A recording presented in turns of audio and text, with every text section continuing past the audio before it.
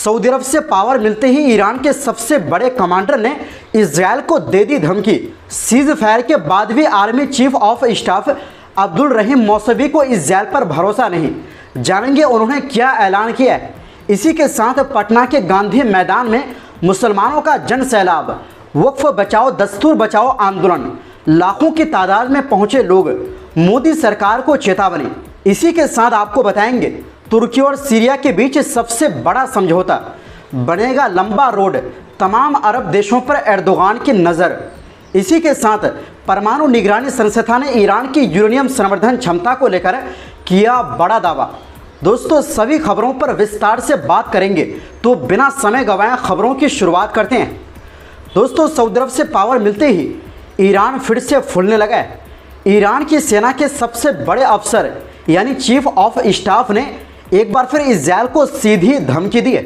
उन्होंने साफ कहा कि अगर इजरायल ने दोबारा ईरान पर हमला किया तो ईरान पूरी ताकत से जवाब देने के लिए तैयार है। साथ ही उन्होंने ये भी कहा कि वो इजरायल की तरफ से युद्ध विराम और दूसरे समझौते को लेकर किए गए वादों पर भरोसा नहीं करते।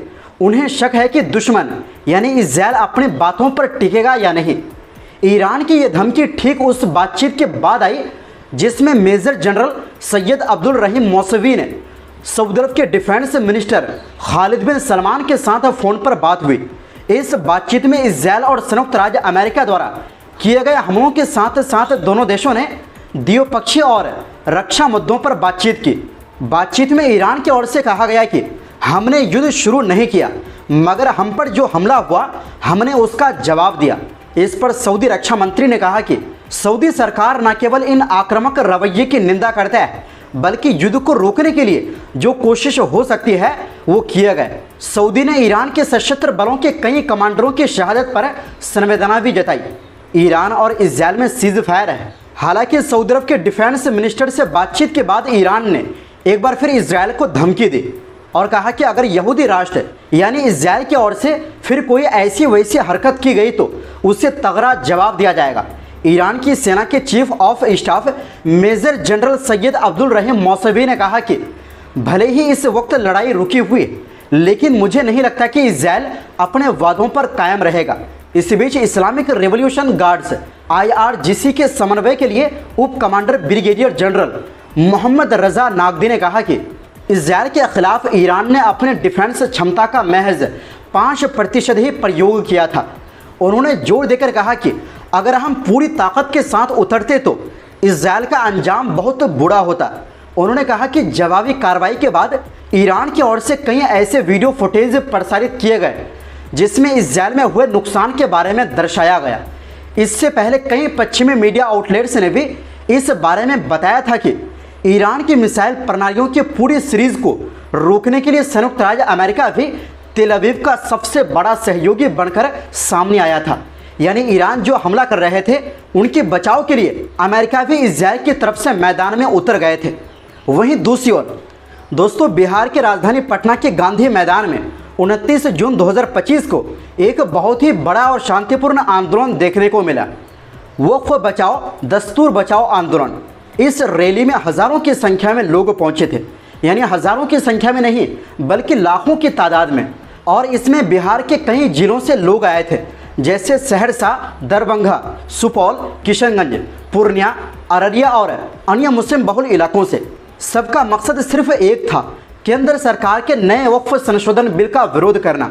इस रैली का नेतृत्व किया इमारत शरिया के अमीर फैसल रहमानी ने, जिन्होंने साफ साफ कहा कि यह कानून मुस्लिम समाज की संपत्तियों और उनके धार्मिक अधिकारों पर सीधा हमला है। उन्होंने बताया कि ये आंदोलन न सिर्फ जायज़ है बल्कि संवैधानिक अधिकारों की रक्षा के लिए ज़रूरी भी है। उन्होंने कहा कि सरकार को ये बिल वापस लेना होगा, वरना मुस्लिम समाज चुप नहीं बैठेगा।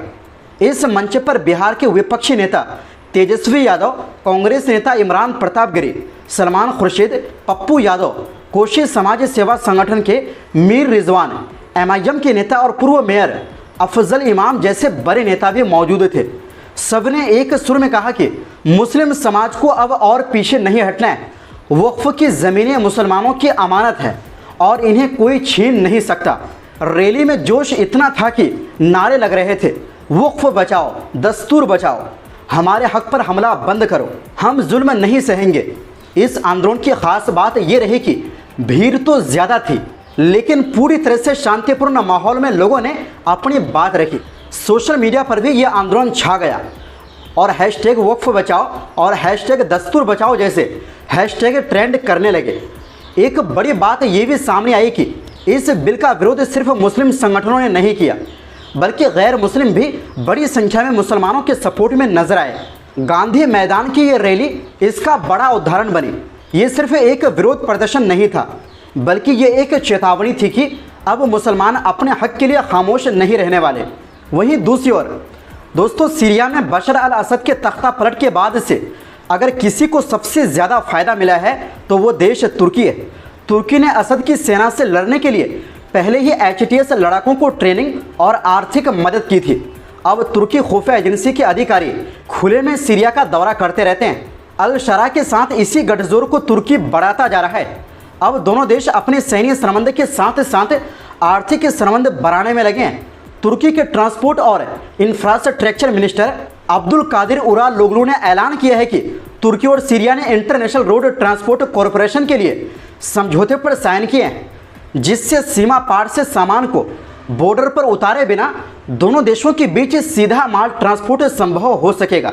यानी एक देश के ट्रक दूसरे देश की सीमा पर सामान नहीं उतारेंगे, बल्कि देश के अंदर तक सामान सीधे ले जा सकेंगे। अब्दुल कादिर ने यह ऐलान इस्तांबुल कांग्रेस सेंटर में ग्लोबल ट्रांसपोर्ट कनेक्टिविटी फोरम के दौरान किया है।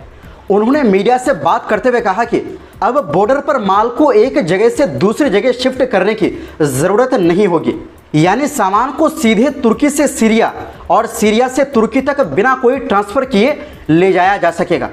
इस समझौते से तुर्की को सीरिया में ही फ़ायदा नहीं होगा, बल्कि ये समझौता तुर्की को सीरियाई क्षेत्र के जरिए जॉर्डन, सऊदी अरब, संयुक्त अरब अमीरात, कतर और अन्य खाड़ी देशों तक पहुंचने की इजाज़त देगा, जिससे तुर्की के सामान की डिलीवरी कम समय और कम खर्च में की जा सकेगी और तुर्की व्यापारियों को अच्छा मुनाफा होने की उम्मीद है।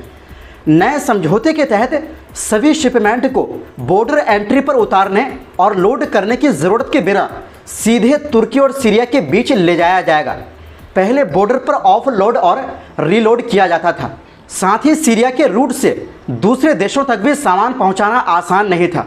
वहीं दूसरी ओर दोस्तों, अंतर्राष्ट्रीय परमाणु ऊर्जा एजेंसी यानी IAEA के महानिदेशक राफेल ग्रोसी का कहना है कि ईरान के पास कुछ महीनों के भीतर फिर से यूरेनियम संवर्धन शुरू करने की क्षमता है। CBS न्यूज़ को दिए इंटरव्यू में उन्होंने कहा है कि अमेरिका के हमलों से ईरान के परमाणु ठिकानों को नुकसान तो हुई है, लेकिन पूरी तरह से नष्ट नहीं हुआ है। अंतर्राष्ट्रीय परमाणु ऊर्जा एजेंसी के महानिदेशक ने ये बात ऐसे समय में बोली है जब अमेरिकी राष्ट्रपति डोनाल्ड ट्रंप ने दावा किया है कि अमेरिका ने ईरान के परमाणु ठिकानों को पूरी तरह से नष्ट कर दिया है। इस्राएल ने 13 जून को ईरान के परमाणु ठिकानों पर हमला कर दावा किया था कि वो परमाणु बम बनाने के करीब है। इसके बाद अमेरिका ने ईरान के फोर्डो, नतांज और इस्फहान पर परमाणु ठिकानों पर हमला किया था। इस्राएल और अमेरिका के हमले पर ईरान ने भी जवाबी हमला किया था। तो दोस्तों, फिलहाल के लिए इस रिपोर्ट में बस इतना ही। इस पर आपकी क्या राय है कमेंट बॉक्स में ज़रूर दें।